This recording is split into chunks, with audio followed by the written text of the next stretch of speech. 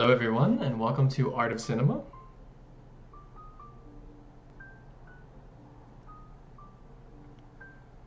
Oh my god, this is horrible. Hello everyone, and welcome to Art of Cinema. Better, I guess. I really need to change this shirt. Look at that. Like blending in. Can you see my fingertips? I don't know. Can you? A place where we discuss films and create art. Today's film will be, drumroll. I'll fill that in with a drum roll later. That cinema classic, 1931, Frankenstein. What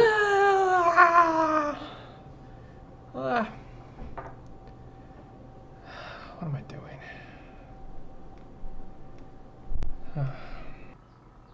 So let's dive right in and create some art. God, this all sucks. Now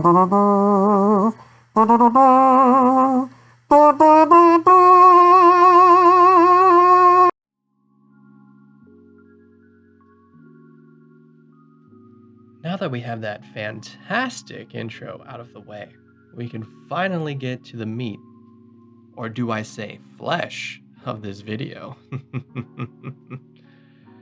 Jesus. Before you all strangle me in the comments, yes, the inspiration for this piece was taken from a promotional photo of the movie Bride of Frankenstein. As I was looking for a subject for this piece, I came across this photo and thought it would be fun to paint. The dark to light contrast would be perfect for the kind of horror and mysterious look I wanted to capture. I thought it would best reflect the overall feel of the movie as well.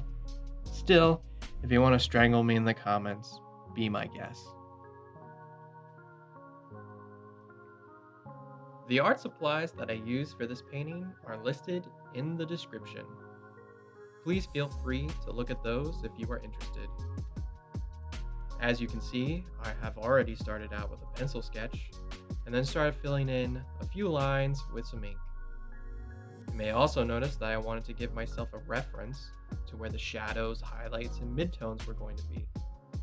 Leaving those pencil marks visible made it much easier for me to paint without having to constantly look at the reference photo.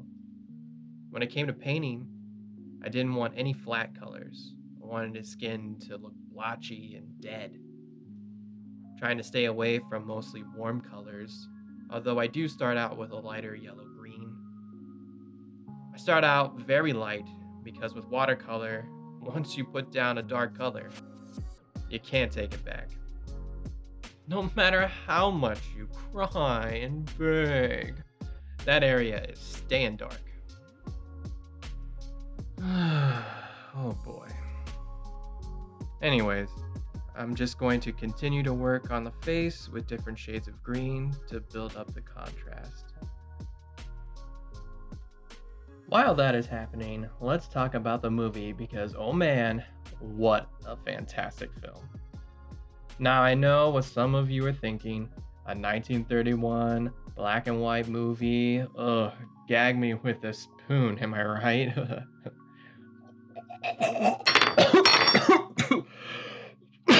Oh man, oh my god. Why did I do that? I'm not even on camera at this moment. I was stupid.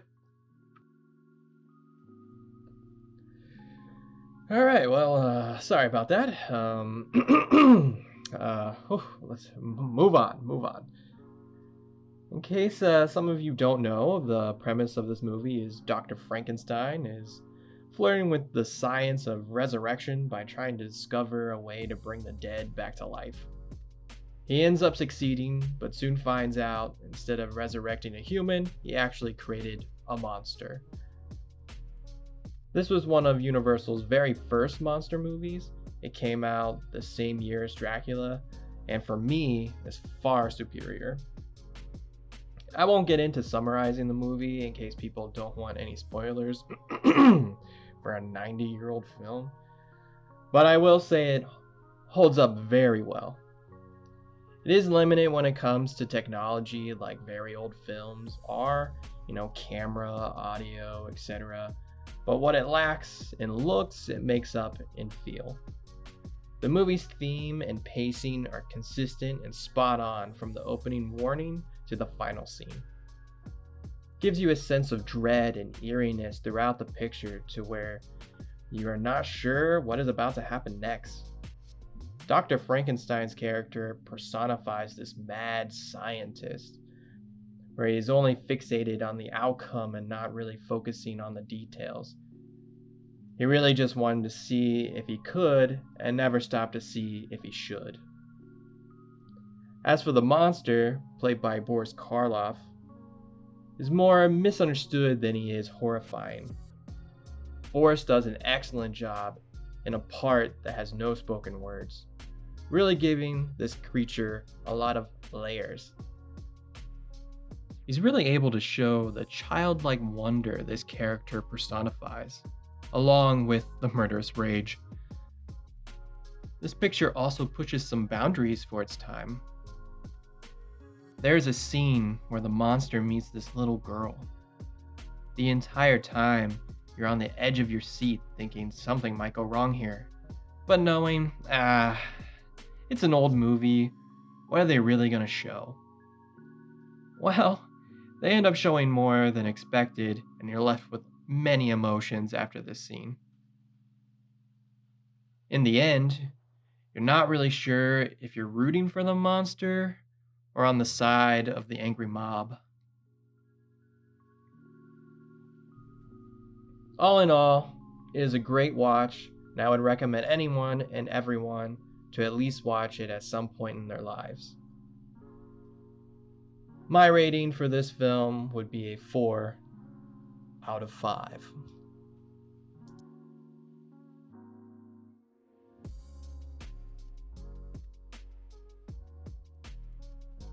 Well, if we get back to the painting for a minute, as you can see, I started to add a lot of dark colors.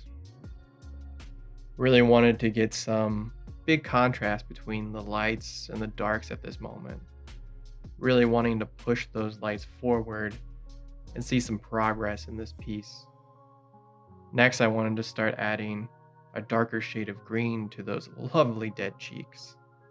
Later, I might add some rosiness so we can admire how handsome this fella really is.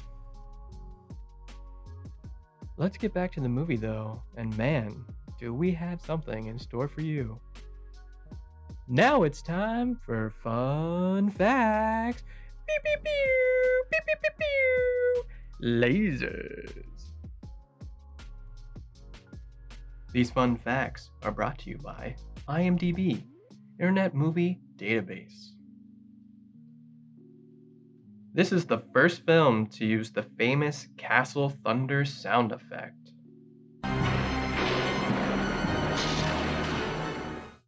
Boris Karloff's shoes weighed 13 pounds each.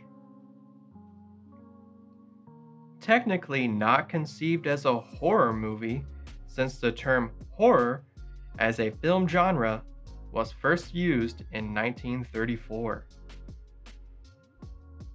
The monster in this film does not physically resemble the character in Mary Shelley's novel. It was makeup artist Jack Pierce who came up with innovations such as the monster's flat head, the bolts through the neck, the droopy eyelids, and the poorly fitted suit. Mary Shelley was only 19 years old when she wrote the book. This has been Fun Facts. Pew, pew, pew, pew, pew, pew, pew. Oh yeah. Alright, enough of my annoying voice. Why don't we just sit back, relax, and watch some paint dry. Exciting stuff.